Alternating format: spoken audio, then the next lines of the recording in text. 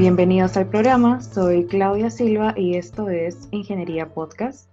El día de hoy tenemos como invitado al profesor Benjamín Castañeda, quien es coordinador de la especialidad de Ingeniería Biomédica, director del Centro de Investigación y Desarrollo de Ingeniería Médica, y el día de hoy está con nosotros para hablar acerca de los respiradores mecánicos, Ingeniería Peruana ante la emergencia.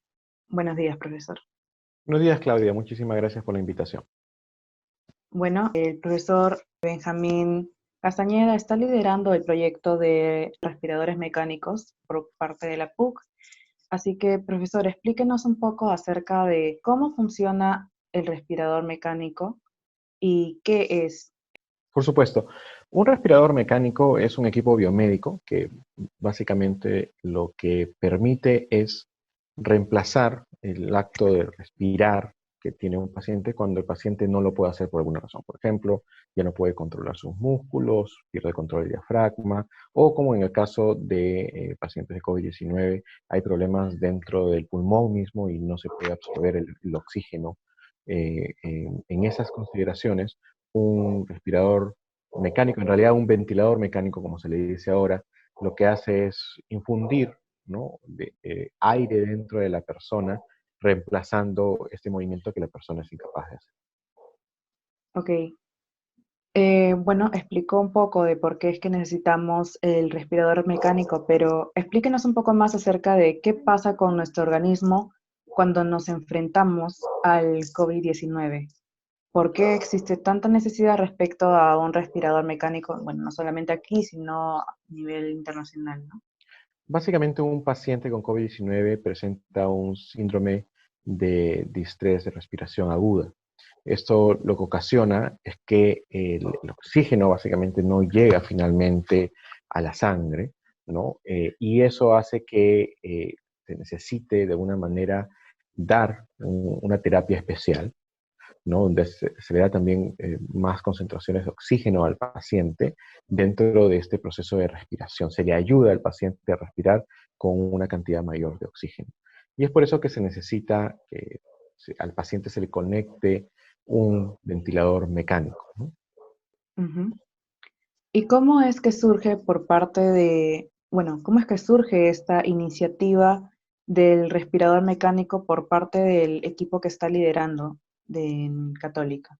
Eh, Surge en el momento en que empieza la cuarentena y recibí la llamada del doctor Luis Jaime Castillo, que por encargo del rector estaba contactando a algunos profesores para ver qué iniciativas se podrían hacer desde la universidad para enfrentar esta crisis. Ya en ese momento, por la experiencia que había en España, en, en Italia, sabíamos que uno de los puntos más importantes era que los pacientes iban a necesitar ventiladores mecánicos y que lamentablemente en el Perú había muy pocos, ¿no? El presidente Vizcarra suele decir más o menos que había unos 300 y conforme ha ido avanzando en el tiempo estos han ido aumentando, pero aún así en nuestro sistema de salud actual hay una escasez de ventiladores mecánicos. En ese momento nos juntamos un grupo de instituciones, Energy Automation Technology, Solid Design, Diaxa, Brain, que es el hub de innovación del grupo Breca, que interesantemente a través de nuestros egresados, muchas de estas empresas han sido fundadas por egresados nuestros, con muchas capacidades, justamente las capacidades necesarias para desarrollar un equipo biomédico. Nos juntamos a ver y analizar seriamente la posibilidad de que en 2 meses, justo para la emergencia, pudiéramos ya desarrollar, diseñar, implementar y fabricar un grupo considerable, un grupo importante de ventiladores mecánicos, ¿no? Entonces empezamos, lo primero que hicimos fue entender cuáles eran las características que se necesitaban, esos requerimientos mínimos que se necesitaban de un ventilador mecánico para pacientes de COVID-19. Porque claro, podemos desarrollar un ventilador con muchas capacidades, como los ventiladores de alta gama que se encuentran actualmente en las UCIs, pero eso probablemente nos demoraría mucho tiempo. Entonces, el trabajar con características mínimas hace posible que lleguemos a tiempo, digamos, para la emergencia. Ujú.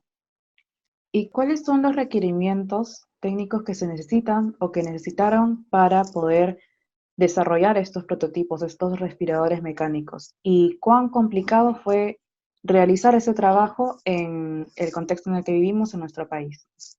Mucho se ha mencionado en las redes, por ejemplo, se da énfasis a la parte mecánica del ventilador mecánico, ¿no? Por ejemplo, hay muchas iniciativas que están usando esta bolsa del resucitador manual que se presiona básicamente y eso hace eso es lo que crea el proceso ventilatorio. Y es verdad, de hecho nuestra iniciativa también se basa en un resucitador manual, pero es importante resaltar que para poder llegar a las necesidades clínicas, como por ejemplo tener varios modos de ventilación con diferentes relaciones de inspiración-expiración, tener no solamente eso, sino la capacidad de ver las curvas y sensar la presión y el volumen al cual se está exponiendo al paciente. Todo eso hace que el problema sea un poco más complejo que solamente esa parte mecánica, ¿no? Se convierte en un equipo biomédico, un equipo electrónico que necesita sensores de presión, sensores de flujo, que en todo momento sepamos cuál es el estado del paciente o el volumen de aire y la presión que se está dando al paciente, y los actuadores necesarios para responder ante esos niveles de sensado. Entonces, esto hace que el equipo sea un poco más complejo y es importante entender que eso es lo que se necesita para esta emergencia, ¿no? Y respecto a los prototipos, los respiradores mecánicos que se están desarrollando, ¿cuántos se están proyectando a producir y en qué medida estos respiradores mecánicos podrán cubrir las necesidades que tenemos en los centros de salud? Como había mencionado el presidente al inicio de toda la crisis, cuando empezamos en la cuarentena mencionaba que teníamos más o menos unos 300 equipos. Después el Ministerio de Salud indicó que íbamos a necesitar unos 2.500, ¿no? Me parece que ahorita ya estamos bordeando los 1.000, pero realmente todavía hay una brecha muy grande entre los ventiladores mecánicos que necesitamos y los que tenemos. Entonces, en ese sentido, cualquier iniciativa actual en que nos pueda permitir tener acceso a ventiladores mecánicos es más que bienvenida, ¿no? Ujú.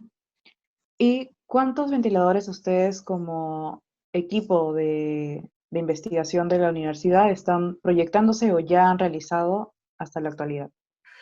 Nosotros estamos a punto de empezar la fase de producción. En esta fase estamos apuntando a poder construir 20 equipos al día. Ujú. Esperamos que eso significaría que en un par de semanas ya podríamos tener unos 200 equipos, pero también estamos haciendo llamados a las personas que quieran donar para poder incrementar este número de equipos a la mayor cantidad posible, que es lo que necesita el país, ¿no? En ese sentido, quiero aprovechar también para agradecer a todas las personas que han donado, ¿no? A ISARREP, el Grupo Breca, la Sociedad Nacional de Energía, Petróleo, de Minería, Petróleo y Energía, eh, ENGIE, ¿no? El Club Rotary, inclusive un grupo de egresados que se han juntado y han puesto poco a poco, han estado donados de manera independiente varias cantidades que nos ayudan justamente a esta meta de poder construir unos 200 equipos, que es lo que estamos apuntando ahorita, pero que con mayores donaciones podríamos incrementar. Ujú. Sí, definitivamente es importante el trabajo colaborativo, no solamente dentro de nuestra institución, sino también a un nivel de nación en sí, ¿no? Para poder apoyar a diferentes iniciativas de la universidad, sí, también, pero también es importante apoyar diferentes iniciativas de otras instituciones que también están trabajando en favor de resolver esta situación en la que nos encontramos.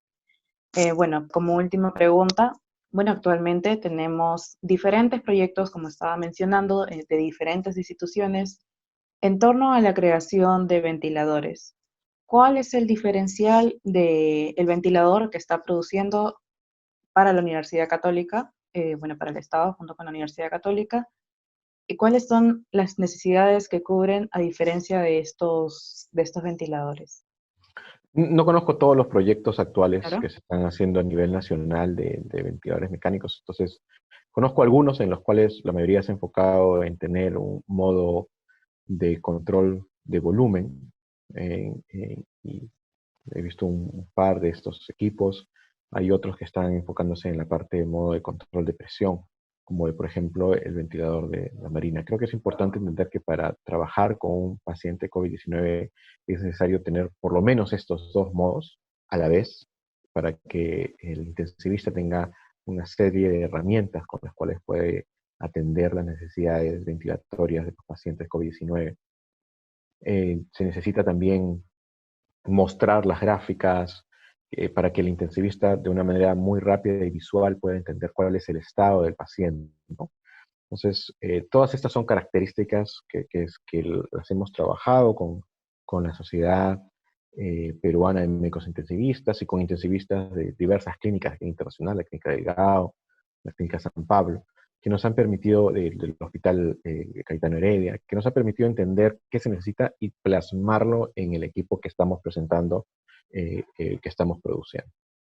Perfecto. Muchas gracias, profesor, por brindarnos esta entrevista. Ahora vamos a pasar al segundo bloque que consiste en un ping-pong de palabras. Le voy a decir 5 palabras y me va a responder con lo primero que se le venga a la mente. Puede ser una palabra o una frase. ¿Ok? ¿Está listo?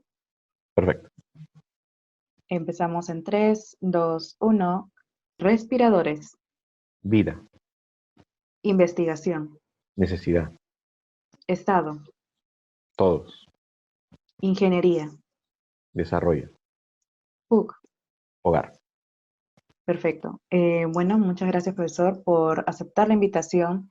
Los invitamos a todos los que nos estén escuchando a que nos sigan en nuestras redes, en Facebook, en YouTube y próximamente en Spotify, para que puedan estar al tanto de los contenidos de el podcast Ingeniería. Profesor, ¿algunas palabras finales para poder cerrar el programa? Bueno, quiero resaltar el impacto que están teniendo los ingenieros en esta crisis, ¿no? Todas las necesidades que van surgiendo también hacen que salgan los innovadores, los ingenieros innovadores, que están permitiendo dar soluciones a las problemáticas que van apareciendo. Pero también quería resaltar que no es la primera crisis en la que realmente se ve la necesidad que tiene el país de contar con una industria de desarrollo de equipos médicos de manera local, de manera nacional.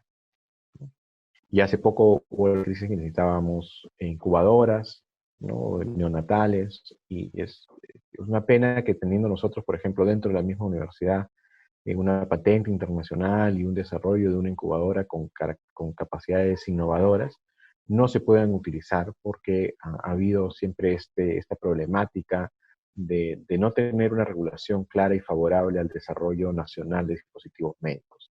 Y espero que esta crisis nos dé una oportunidad para aprender de ello y fomentar que esta industria salga adelante. De acuerdo, profesor. Bueno, esto fue Ingeniería Podcast y muchas gracias a todos por escucharnos. Hasta luego.